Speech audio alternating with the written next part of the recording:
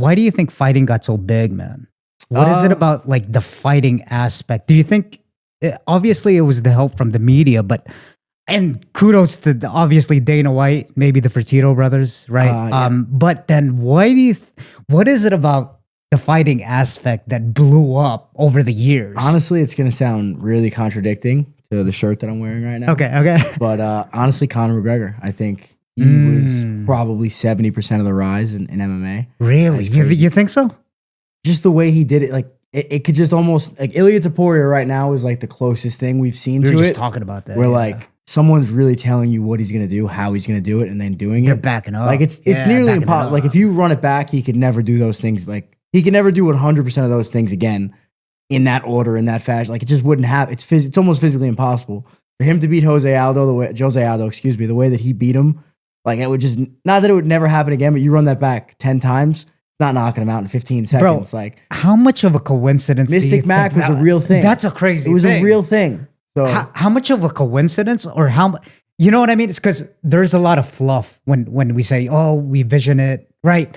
Personally, I believe it, as long as you're taking action towards that. Yeah. And you can't just say it and lay in bed, you know what I mean? And not do anything. But how much do you think that was a coincidence compared to like, he really was like, I think it was a mixture of both. I think, when you prepare yourself to a level of something that, difficult, a level of that difficulty, and you ready to go and ready to do it, part of him probably always knew that's how it was going to go. Yeah. Once, if you really believe in something, you'll eventually, you'll do it a couple times, and if you keep doing it, he got hot, he got on a run, and for sure, he never had to defend those belts. He did it the perfect way in his eyes. He went and boxed. He made a bunch of money. He went 10 rounds with the greatest boxer of all time in some people's eyes, not my eyes, but 50-0. Sure. So, yeah.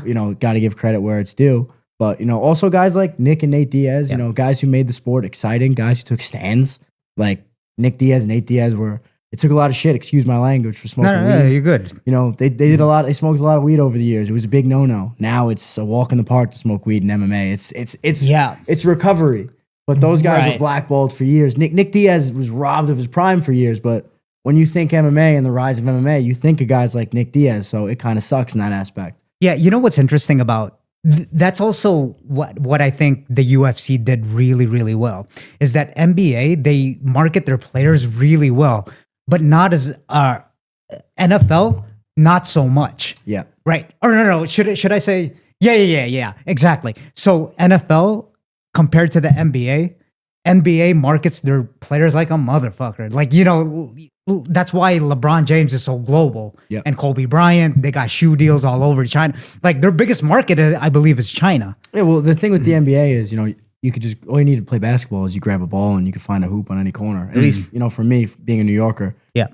Carmelo Anthony said it in a quote, like, there's a basketball court on every corner in Manhattan. Sure. And it's the truth. Like, yeah, for me growing up, I played basketball my whole life. For me growing up. Me too. Yeah. For me growing up, basketball was my favorite sport, in all honesty. Yep. So I can relate to that aspect of, marketing the NBA is a little bit easier, I'd have to say. But now the UFC is getting into that aspect because they're going global. Mm-hmm. The global route, you can market anything, essentially. It's a lot harder to market something just within the States these days when there's so many great things already in the States. You kind of have to branch out. Yeah. Like for reference, we went to Baku this weekend, the UFC. Mm-hmm. I was there for 2 weeks. Amazing. Experience of a lifetime. I've never experienced anything like that in my life. It was my first time leaving the country. Mm-hmm. Great experience. Oh, really?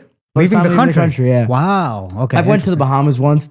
Yeah. Doesn't count. I was on a resort. I didn't leave. It was like a tourist. Yeah. It was a tourist. Yeah. Yeah, man. So my point is that, you are a brand even though you don't think you're a brand, right? Yeah. Like, so say the Nick or the Diaz brothers. Yeah.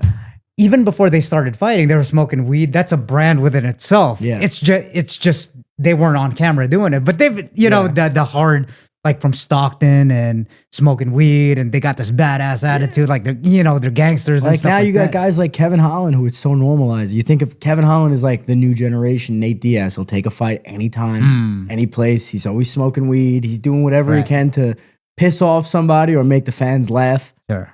That's kind of the same aspect. I look at him as the next generation Nate Diaz or next generation Nick Diaz. Obviously, that's how I kind of look at him. Nick Diaz and Nate Diaz, they paved the way for guys like Kevin Holland. Yeah, no, I completely agree with that. And it's those guys are so polarizing. It's kind of like they're not just stuck in the neutral. And I've talked about this, with other fighters on here, is that relating to that is that it's how you put on a show. If you get the knockout, if you're a knockout kind of person, because that's what people watch for. Yeah. Like, I'm guessing people like us, not guessing, but people like us.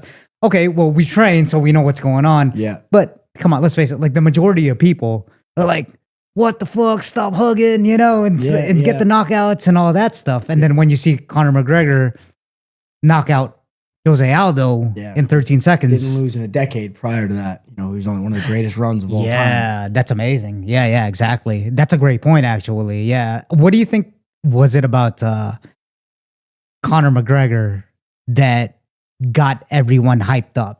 When they got to see him, do you think it was just a movement kind of thing? Talking shit. The way he fought, first of all, is a fan's dream. Stylistically, it's a fan's dream. Like you said, nobody likes the hugging. Listen, jiu-jitsu is an art. Yeah. I'm a big fan of jiu-jitsu. I'm not a big fan of the rolling around with not scoring points. There's a difference between, laying and praying and you're going to win and, looking for a submission. A guy like stalling. A guy's like Charles Oliveira. I love to watch him on the ground. Yeah, he's looking to submit somebody. A guy like Grant Dawson, no disrespect. Yeah. I'm not necessarily interested in watching him as much where he's looking to wrestle you, he's looking to pressure you, which that's his style. There's nothing wrong with that. If you're really good at something, you go with it, but everybody has their own, their love for the sport. I think McGregor caught the eye with the way he kicked people, with his movement, with his shit talk. 70% of why people loved him is he backed it up.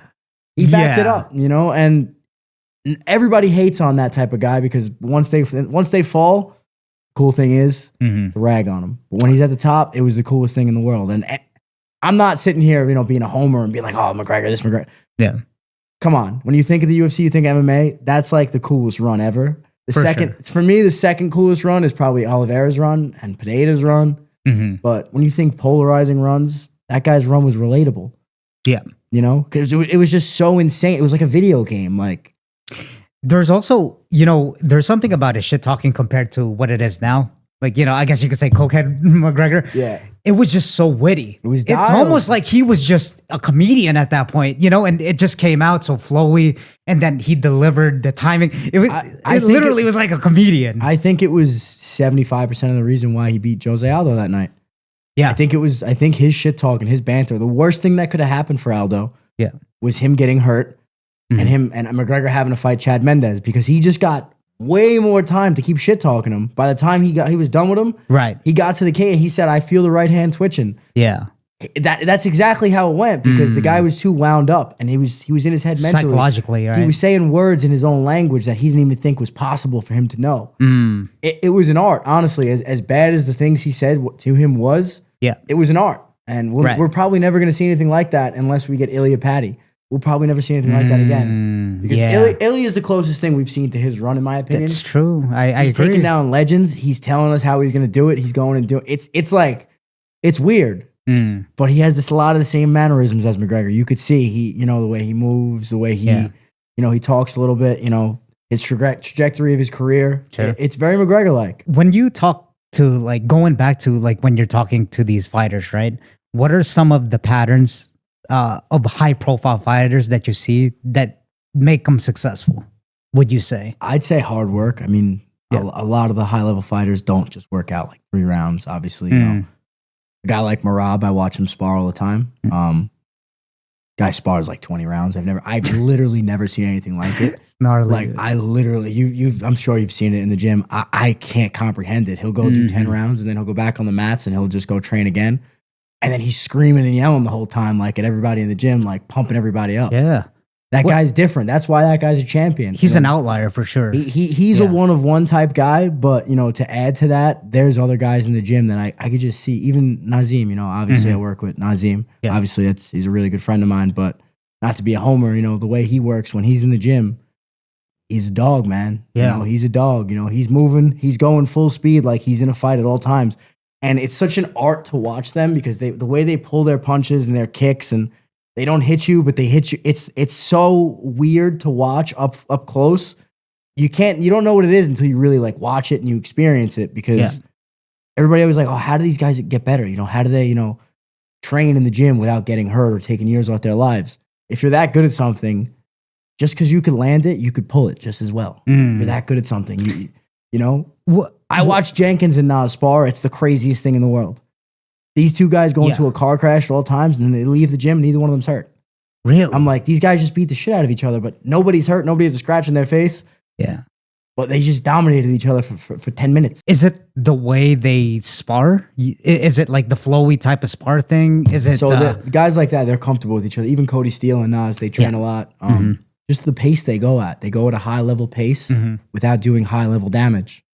Interesting. Like even Merab, I watch Merab train. Yeah, right. You've seen the way he trains. It's high pace. Yeah. But the damage aspect, he's not looking to kill you. I've sparred with him. Yeah. If he takes you down, he's not looking to smash you on your head. He's looking to get you down. Like it's high level sparring, you know? And what's going on, guys? If you're enjoying this podcast, please don't forget to like the videos and subscribe to the channel. Only if you're getting value out of it on YouTube and also on Spotify and Apple Podcasts. Don't forget to leave a rating and follow. And also, I also write a blog newsletter from what I learned from my incredible guests that I have on. So sign up for the email list and get updates on the podcast.